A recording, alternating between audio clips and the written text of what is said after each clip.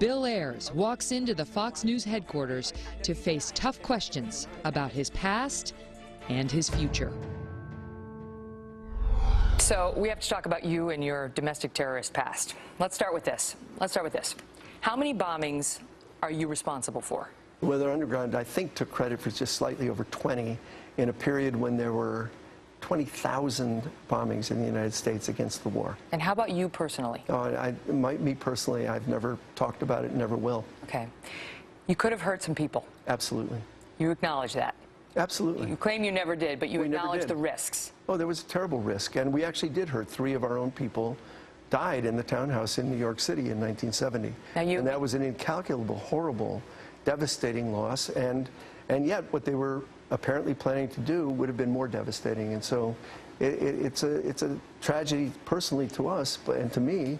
But yeah, we'll get to that in a minute. And that was a nail bomb that they were putting together. But the Weather Underground began in 1969 with protests. It was over the Vietnam. Okay, over the Vietnam War. But it became more and more militant as the years passed, the early 70s. And in 1970, you declared a state of war against the U.S. government and urged your comrades, as you called them, to be more violent. Here is fellow weatherman Mark Rudd and your now wife, Bernadine Dorn. We challenge each other to be more violent. There's no way to be committed to nonviolence in the middle of the most violent society that history's ever created. I'm not committed to nonviolence in any way. Why was more violence the answer? You know, I wouldn't argue that more violence was the answer, but I do think those are your people. Well, you know, what she said is I'm not committed to nonviolence. And Mark Rudd was part of your group. He was part of the Weathermen faction of SDS. He actually was never in the Weather Underground, but he was part of the... But you were upping the violent rhetoric as well, There's no question. Our rhetoric was, you know, outstripped a lot of what was going on. There's no question. But here's the reality. I was arrested opposing the war in Vietnam in 1965. Over the next 5 years, over the next 3 years, 5 years, I was arrested many times in demonstrations, in militant actions, sitting in at draft boards, all of it nonviolent, all of it an attempt to bring a screaming warning that we were killing 6,000 people a week. And when the war dragged on, after 1968, when a majority of people had come to oppose the war, largely through the efforts of people like Martin Luther King, the Black Freedom Movement, vets coming home and telling the truth, and the anti-war movement, those things came together and a majority opposed the war. Then the question was, how do we stop it if it won't stop? And this was a crisis for democracy and a crisis for the anti-war movement. In my own family, one of my brothers went to Canada, deserted the army, and I think he's a war hero for doing that. One of my brothers went to the communes, one joined the Democratic Party, tried to build a peace wing, and I did what I did. You think Bo Bergdahl's a war hero too?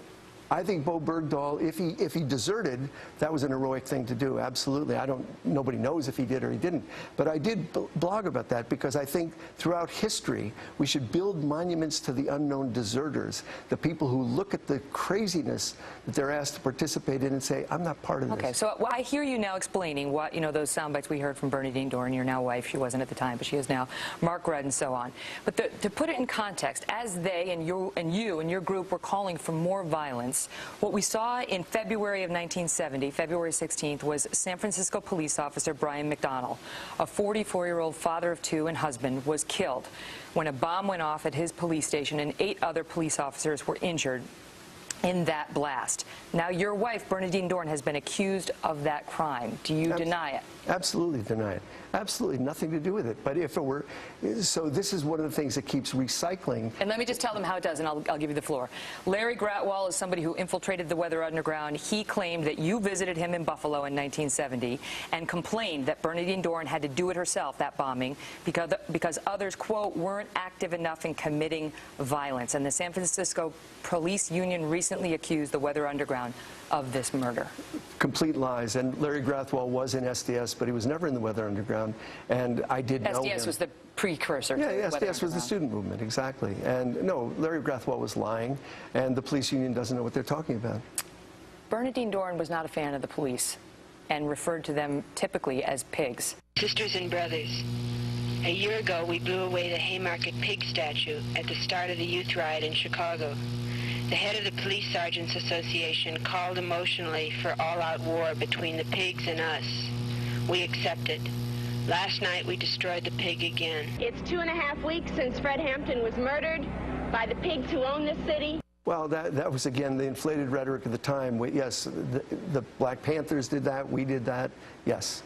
I mean, that sort of rhetoric is what sort of catches people's attention when she's calling them pigs and celebrating bad things happening to the police at the same time one gets murdered, and then you allegedly went and told Larry Graffwall she did it. Never happened.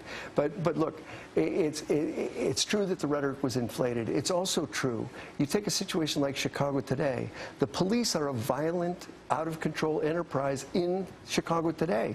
The shooting of unarmed people again and again. The stopping of people on the street. The endless arrests in the black community. Do you refer to them as pigs today? No, I don't, because I hang. No, not really. We hang out with them at the coffee shop and talk to them. But we disagree. When you look at the Chicago Police Department, which has been involved in torture, and this is documented, been involved in torture, which has freed people off death row in the last 5 years because of a systematic practice of torture and forced confessions and so on. And these police officers every one of them isn't guilty, but every one of them is part of the conspiracy of silence. Absolutely.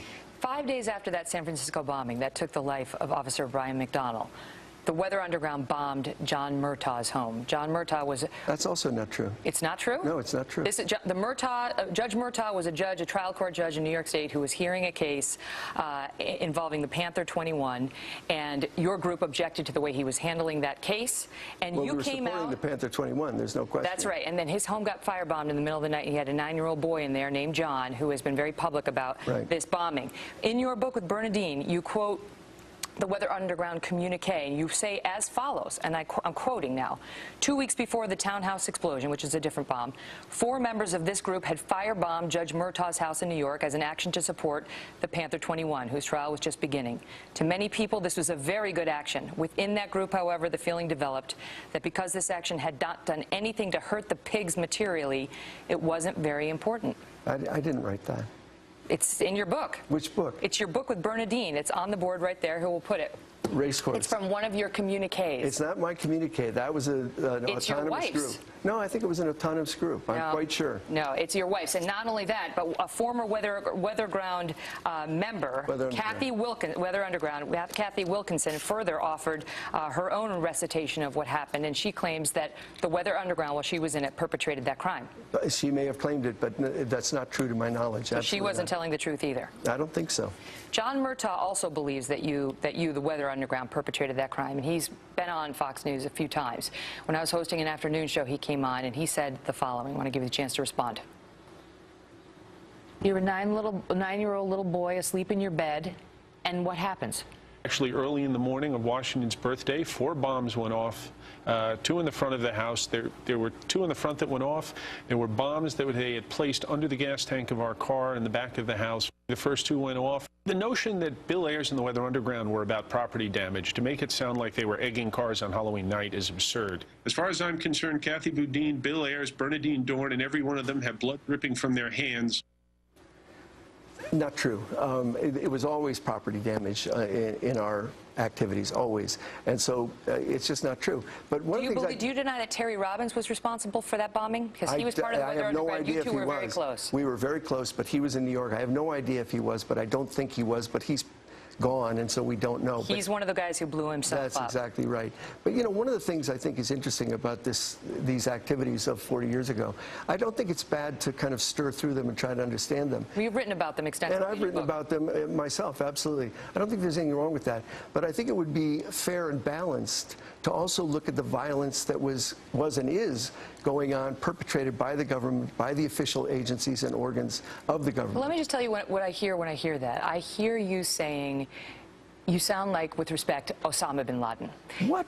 In order to evaluate my actions, which have hurt a lot of people, all right? I know you deny it, but there's evidence. I deny there's evidence that the Weather Underground was involved in these situations. But when John Murtaugh says, for example, there's blood on your hands, what blood is he talking about? He's talking about the San Francisco police officer. He's talking about the 3 Weather Underground individuals who were killed. Right, but we had nothing to do with the San Francisco. That's what you claim. That's exactly but what there, of course, is evidence to the country. He's talking about. He's talking about the Brinks armored car incident, where 2 police officers and a security guard. We were already above ground. All right, we'll get to that in a minute. But there is evidence of it, and there was a former member of the Weather Underground who came out and said this is murder. What you guys got to the point where you considered murder, and you acknowledged that yourself. It got to the point where the property damage wasn't good enough for you.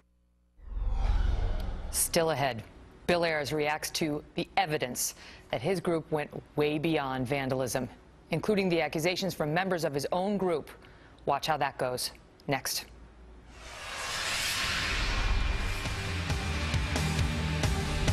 Back now to my exclusive interview with Bill Ayers, the man behind one of the most violent radical groups of the 1960s and 70s, and his reaction to the evidence that despite his claims, his group went way beyond vandalism. You guys got to the point where you considered murder, and you acknowledged that yourself. It got to the point where the property damage wasn't good enough for you, and you decided on mass murder, planning to bomb a military dance. Now here's a bit of you and your fellow weathermen discussing that planned bombing with a nail bomb of a military dance you were going to bomb years later.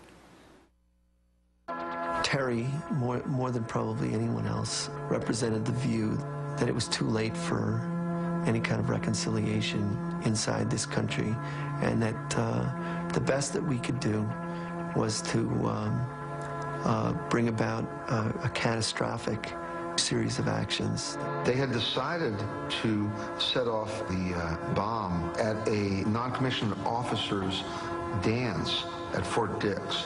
The idea being that there are no innocent in this war of aggression. What we wanted to do here was deliver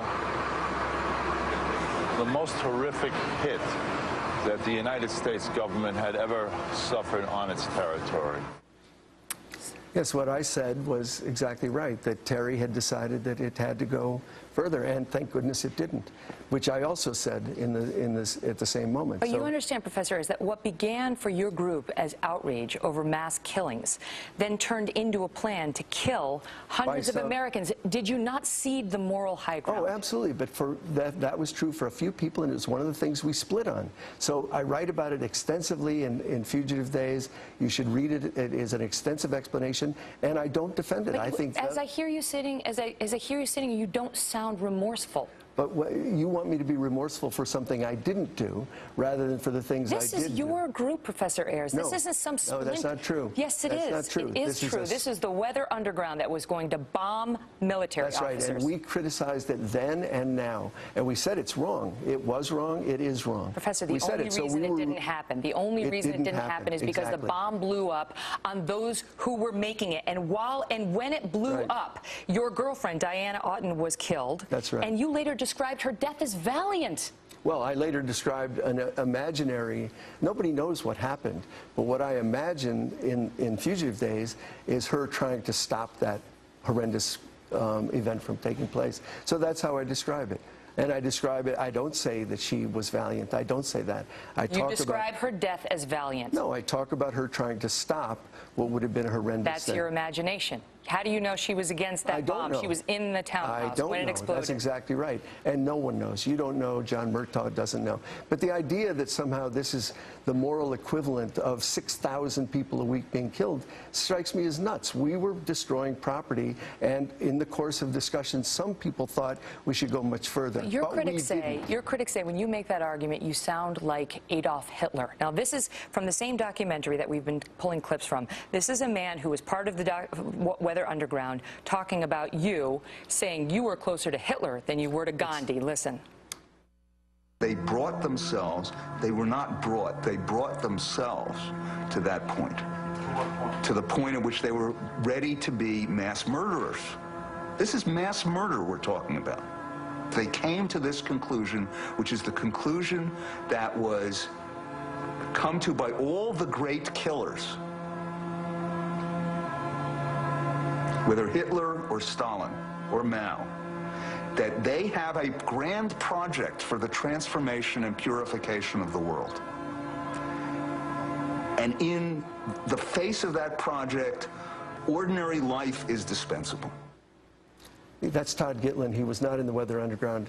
He was a leader of Students for Democratic Society. He's a professor at Columbia. The predecessor. And that quote to me is nuts. So you want to talk about who's in that grand tradition of destroying thousands, millions of people? It's the American war in Vietnam, where John McCain was in fact dropping bombs from the air on civilians, and he did it consistently. And when the Weather Underground went into a townhouse and put together a bomb with nails in it. Terrible thing. And allegedly, allegedly killed a police officer, and bombed the home of John Murtaugh, a federal judge with a 9-year-old boy in his bed. He didn't kill a police officer, and so you deny it, but there's evidence to the contrary. If there were evidence to the contrary, why isn't somebody on trial? Doesn't mean they can prove it beyond a reasonable doubt. Well, but the San Francisco Police Union says they believe you did it. It's frankly not true. And John Murtaugh, that is also not true, but he has his opinion, but nobody was hurt or killed.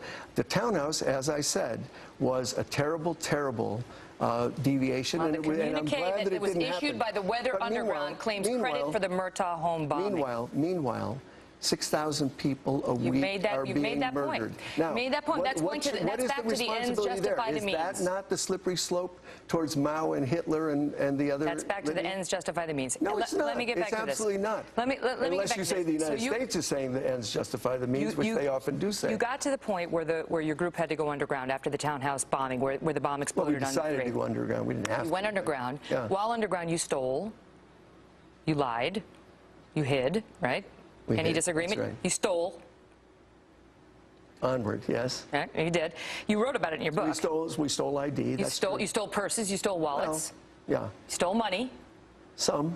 You ripped off dead babies' identities. Right. Yeah.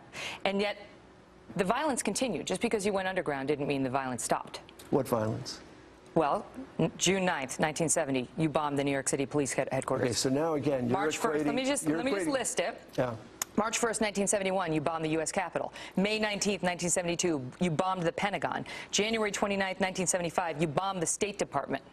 That's what I mean by violence. Yeah, that's actually destruction of property. So you can call it violence, but to equate it to the murder of human beings is nonsense. It doesn't You realize equate. people could have been hurt. You admitted that at the beginning of the interview. I said people could have been hurt, and thank God they weren't. And we made every attempt not to, and they weren't. Do you appreciate the recklessness of that? I don't say it wasn't reckless. Who are you to potentially endanger the lives of those individuals who may have been in or around those buildings? I don't say it wasn't reckless, and I don't say it wasn't illegal. It was illegal. We crossed lines of legality. It's so much bigger than that, We crossed lines of legality, maybe common sense. You could have murdered somebody with those bombs. And we didn't. But actually, the people who were conducting the war in Vietnam did actually murder people. And so the answer is to then make yourself a murderer as well? Do the ends of the fight against communism justify those means? But you're answering a question with a question. Why don't you account for your own I will, and you account for your reporting, because one of the things that this is all from your book, sir. Yeah, I know, but you talk about lies. Nothing's more clear than the systematic lying of the American government to get us into war after war after war. You keep dodging. You keep dodging. You keep pointing to the government and not taking accountability. No, I've said again and again, and I've said it in print, what I'm responsible for, what I'm not responsible for. But it's hard to get me to admit that I'm responsible for something I didn't do. Well, you keep saying this. You did these bombings, the Weather Underground. You admitted that Weather Underground did 20 bombings. That's your group. And I would not apologize for destroying property in defense of stopping 6,000 people. And as soon as it crosses over to somebody being injured, you deny it. No, I think that would have been a real problem.